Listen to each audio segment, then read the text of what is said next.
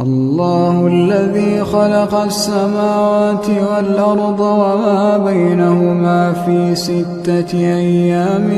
ثم استوى على العرش ما لكم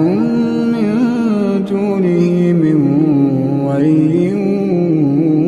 ولا شفيع أفلا تتذكرون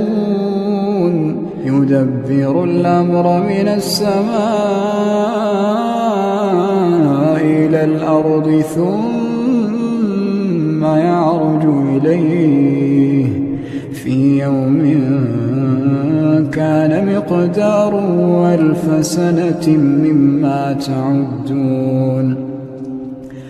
ذلك عالم الغيب والشهادة العزيز الرحيم.